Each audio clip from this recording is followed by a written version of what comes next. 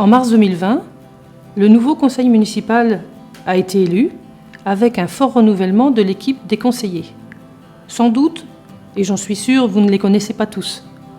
Aussi, je vous invite à lire le Nouvel Écho du Val-de-Sèvre 2021 pour découvrir le visage de vos nouveaux élus. Ce n'est qu'en mai 2020 que le conseil municipal a été officiellement installé. Depuis, il s'est engagé et a pris des mesures pour lancer ces projets qu'il veut mener sur les 6 années qui viennent. Mars 2020 a été aussi le commencement d'une situation inédite, avec le confinement généralisé. Rapidement, les élus de Bousset sont allés au-devant des personnes les plus vulnérables, les personnes âgées, les personnes isolées, pour savoir si elles avaient besoin d'aide.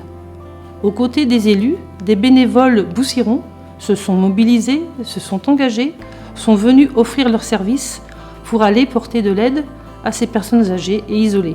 Bousset a été le centre, à ce moment, d'un bel élan de générosité et de solidarité. De nombreuses restrictions et interdictions de circuler, de nous déplacer librement, d'aller les uns vers les autres, ont impacté notre quotidien. Nous avons été privés de ce qui fait l'essence de notre vie, le lien social. Aujourd'hui encore, il est difficile de le maintenir comme nous voudrions qu'il soit. Les exigences sanitaires ont mis un coup d'arrêt à beaucoup de nos projets, personnels, professionnels, associatifs. Dans ce contexte contraint, nous n'avons pu aller à votre rencontre. Des projets, actions et animations organisés par la commune ont dû être annulés.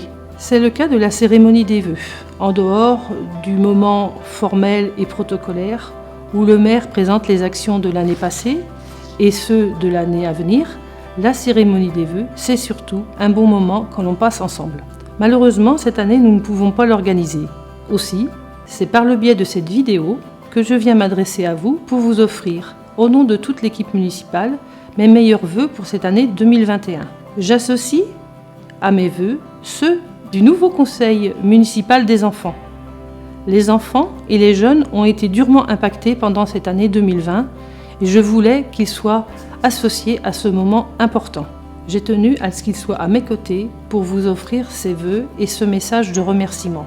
Merci au personnel de l'EHPAD, de la Joncière et au foyer des Hautes-Roches pour avoir assuré, dans des conditions difficiles, le bien-être des résidents.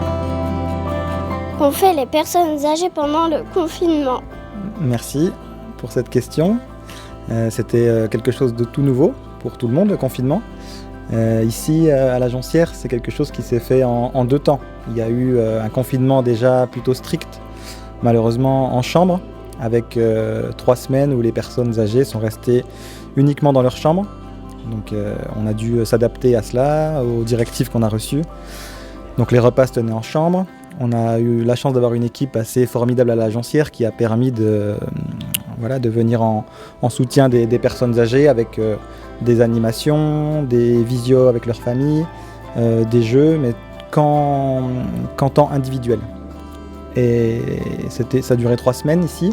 Et ensuite, on a eu un second temps où on a pu déconfiner les personnes des chambres, mais on est resté quand même confiné dans l'établissement. C'est-à-dire qu'on avait une vie dans l'établissement en temps d'animation. On n'avait pas pu reprendre encore les temps de repas en collectif parce qu'il y a un risque de transmission du virus. Mais voilà, c'était simplement que les familles, les intervenants extérieurs ne pouvaient pas venir dans l'établissement. Mais nous, on a pu reprendre quelques animations et puis les personnes ont pu recirculer assez librement dans l'établissement. Qu'est-ce qui a été le plus dur pour vous et les résidents durant cette période? Alors, durant le confinement, ce qui a été le plus dur pour les résidents, je pense, c'est la privation du lien social avec leur famille. L'établissement La Joncière, c'est un établissement où on accueille tout le monde, il y a beaucoup de visites, beaucoup de visiteurs, beaucoup de liens avec l'extérieur. On a dû tout couper malheureusement. Donc ça a été très dur à vivre pour les résidents. Et la deuxième chose, c'est qu'on leur a fait perdre un petit peu leur repère du quotidien. Plus de temps de repas, plus de temps d'animation, tout ce qui rythme la journée, du jour au lendemain, ça s'est arrêté. Et il faut reconnaître que ça a été assez long et assez compliqué à vivre pour eux. Pour nous, les professionnels, ce qui a été plus difficile, c'est éthiquement parlant de mettre tout ça en place, parce que c'est un peu contre les valeurs qu'on défend ici. Malheureusement, on a été contraints de le faire. Il y a eu toute une organisation aussi au niveau du service à revoir, donc les professionnels ont dû s'adapter à tout ça. Et il y a quand même du positif à retenir, il y a eu un vrai élan de solidarité sur la commune à travers ce confinement, cette pandémie. C'est qu'on a eu énormément de dons des entreprises, on a eu beaucoup de soutien de la mairie, la pharmacie, de la commune.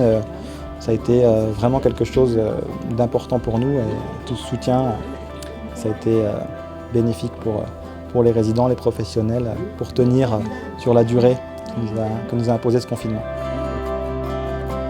Merci aux entreprises et aux associations qui ont fourni du matériel médical, des gants, surchaussures, des blouses, au moment où il faisait le plus cruellement défaut à l'EHPAD de la Joncière. Merci aux bénévoles qui se sont engagés avec les élus de Bousset pour porter aide et assistance aux personnes les plus isolées, les plus vulnérables. Merci aux commerçants qui ont continué de nous servir et qui ont pris des initiatives pour nous être utiles. On voit combien ce service de proximité nous est vraiment indispensable. Est-ce que vous pouvez vous présenter et expliquer votre activité ?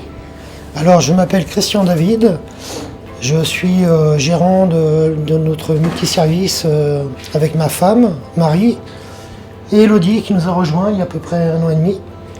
Et donc notre activité, c'est du multiservice, bar tabac, épicerie, fruits et légumes et pizza. Est-ce que vous étiez ouvert pendant le confinement ? Oui, pendant le premier confinement, on était ouvert. Mis à part le bar qui ne fonctionnait pas, nous avons fait l'ensemble de l'activité et on en a profité pour développer également les fruits et légumes. Qu'est-ce que vous avez plus vendu et plus apprécié pendant le confinement ? Alors, lors du premier confinement, nous avons beaucoup vendu de pizzas, comme les restaurants étaient fermés, donc ça a bien marché. Et l'épicerie aussi a vraiment eu un plus. Et nous avons installé un nouveau produit, les fruits et légumes, qui a aussi bien fonctionné. Merci aux nombreuses couturières bénévoles de la commune qui se sont mobilisées pour réaliser des masques pour les adultes et les enfants. Alors c'est pendant le confinement en télétravail, donc j'ai entendu parler de faire des masques. Je me suis mis à confectionner des masques pour le personnel de la mairie. Et de là, les élus ont décidé de faire des masques pour la population. Donc ils m'ont demandé à trouver des bénévoles qui savaient coudre pour confectionner donc un certain nombre de masques. Combien avez-vous fait de masques pendant le confinement ? Alors pendant le confinement, il a été fait 1665 masques. Étiez-vous la seule couturière ? Non, après avoir pris contact avec quelques personnes, le bouche à oreille a fait son effet et se sont fait connaître 35 personnes qui ont participé à cette action. Comment avez-vous trouvé le tissu et les élastiques ? Alors le tissu a été acheté chez Brongniart à Bégrel-en-Mauges. C'est le seul magasin qui était ouvert à ce moment-là, qui a ouvert. Les élastiques, une partie a été commandée sur Internet et l'autre partie a été prise dans ce magasin. Pour confectionner donc ces masques, il a fallu environ 200 mètres de tissu et 85 mètres d'élastique. En plus, il y a eu 178 masques qui ont été donnés par des bénévoles et il y a 220 masques enfants qui ont été faits par les couturières professionnelles. Merci aux directrices des 2 écoles avec lesquelles nous avons travaillé en étroite collaboration pour la reprise de la classe et pour la mise en place de protocoles sanitaires exigeants. Merci aussi aux équipes enseignantes d'avoir su s'adapter pour poursuivre l'enseignement à distance et maintenir le lien précieux avec leurs élèves et leurs parents. Qu'avez-vous fait pendant le confinement ? Alors, pendant le confinement, avec les enseignantes de l'école, on a mis en place la continuité pédagogique en utilisant l'espace numérique de travail ePrimo qui était déjà présent à l'école. Donc tous les élèves savaient déjà utiliser, en tout cas en partie pour les classes, pour les plus grandes classes, les classes élémentaires, ils savaient utiliser ePrimo, donc ce qui a beaucoup facilité pour nous pour pouvoir faire le lien entre l'école et la maison et pouvoir envoyer le travail aux familles. Ensuite, on a commencé aussi à mettre en place des petites classes virtuelles pour justement garder le plus possible le lien avec les enfants, qu'ils puissent aussi nous voir, se voir et puis avoir un échange avec la classe, avec les élèves et avec les maîtresses. Et puis en parallèle, il y avait aussi les moments de permanence à l'école qui étaient effectués. Donc, on avait fait des plannings avec les enseignantes pour pouvoir être présentes sur l'école et aussi avec le personnel municipal, les ATSEM et puis Lucie aussi à l'école. On se relayait pour pouvoir assurer les permanences des enfants, des personnels soignants. Est-ce que les enfants étaient contents de revenir après le confinement ? Oui, les enfants étaient très contents de pouvoir revenir à l'école, de pouvoir retrouver une vie un peu normale où ils revenaient à l'école, même si c'était par demi-groupe et que 2 jours par semaine pour chacun. Ils étaient contents de se retrouver en classe, de retrouver les autres et de retrouver le lien qu'ils avaient. Et il n'y a pas que les enfants qui étaient contents, je pense que toutes les enseignantes et les personnes de l'école étaient aussi très contentes de pouvoir les retrouver parce que l'école, en fait, ça se vit à l'école sur place avec tout le monde et être à distance, ça a été quand même, ça n'a pas été une période très simple. Qu'avez-vous fait pendant le confinement ? Nous avons immédiatement mis en place la continuité pédagogique. Nous en avons profité aussi pour nous réorganiser, pour maintenir le lien avec les familles, les élèves. On a beaucoup utilisé l'outil numérique, le téléphone, et ça a durablement modifié notre façon d'échanger avec les familles. Et aujourd'hui, c'est beaucoup plus fluide puisqu'on utilise essentiellement le mail. Je pense que finalement, c'est quelque chose qui va durer dans l'école. Est-ce que les enfants étaient contents de revenir après le confinement ? Oui, ils étaient apparemment très très heureux de reprendre le chemin de l'école, de retrouver leurs camarades évidemment, et puis aussi de retrouver le rythme de la classe et de tous nous revoir. Et nous aussi, l'équipe, on était ravis de tous vous revoir. Et c'est vrai que l'école, ça reste un élément important qui structure aussi le quotidien des enfants. Quel est votre meilleur souvenir de cette année particulière ? Un seul souvenir, ça va être compliqué, parce que même si l'année a été justement compliquée, heureusement pour nous, elle est marquée de nombreux souvenirs heureux. Si je devais garder un seul souvenir de cette année, je crois que ce serait la rentrée du 12 mai, celle qui a suivi le premier confinement. Toute l'équipe était très stressée, très anxieuse, et en même temps impatiente et heureuse de retrouver les élèves. Et c'est vrai que le matin du 12 mai, on avait hâte de vous revoir, et quand vous êtes arrivés à l'école, on a pu échanger, partager, et c'était génial de voir l'école qui reprenait vie. Comment a fonctionné la mairie pendant ces 2 périodes de fonctionnement ? Merci Aubin de me poser la question. C'est vrai que le 17 mars, la mairie a dû être fermée dans la précipitation.